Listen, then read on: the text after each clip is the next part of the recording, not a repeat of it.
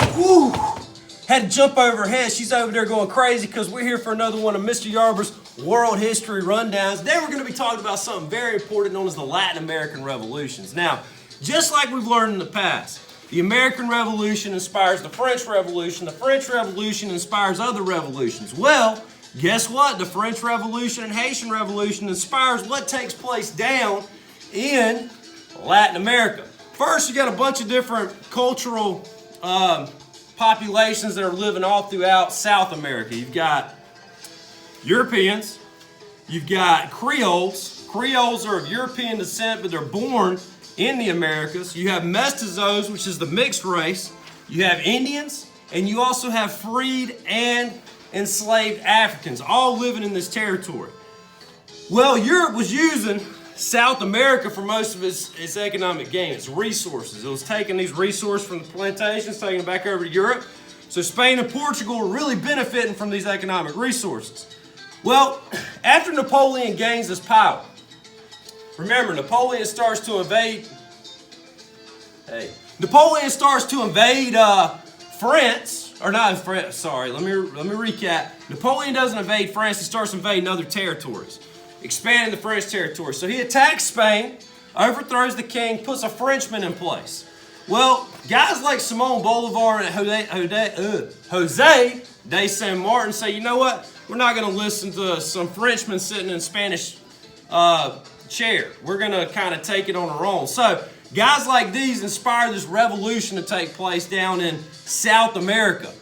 They fought from approximately 1811 to 1824. Now, one of their heroes, that's right, you guessed it, no, it's not me. George Washington inspired these guys. Simon Bolivar looked up to George Washington, especially for military campaigns and conquest. Now, these guys fought in 1824. Most of your South American countries actually won their independence from Spanish rule and Portuguese rule. Now let's move it on up to right there in between North and South America, called modern-day Mexico. Mexican Revolution started back in the early time period, about 1810s when it began. You had the Indians, the mestizos, the peasants. They're all fighting. They're being led by this guy known as Hidalgo. Well, they fight, and by the year 1821, Mexico does actually gain its independence, making them their own independent free country. Now let's look at one more. Let's look at the Brazil Revolution. It didn't have as much bloodshed as the other ones. The country that actually controlled Brazil at this time period was Portugal. Well, what happens is the royal family, yes, they're kicked out by Napoleon. Napoleon takes over Portugal. The royal family comes to modern-day Brazil. They kind of sit there and they rule for a while.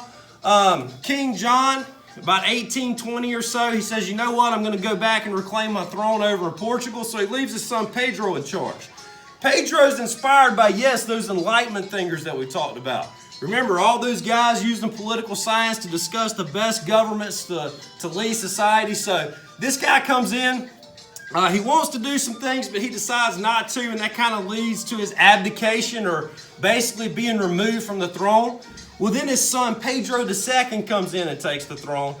He kind of rules. He has this idea. It's a little bit different. It is still a monarchy, but he's still kind of weak. And then eventually, about 18 in the 1800s, I want to say it's around like 1824 or so, Brazil actually transitions itself from being a monarchy to a republic. So that kind of claims their independence. They don't have as much fighting and bloodshed there as we've seen in our American Revolution, French Revolution, and also the other revolutions that we've seen. It's just kind of more of a progressive series of events. This was another one of Mr. Yarber's World History Rundowns.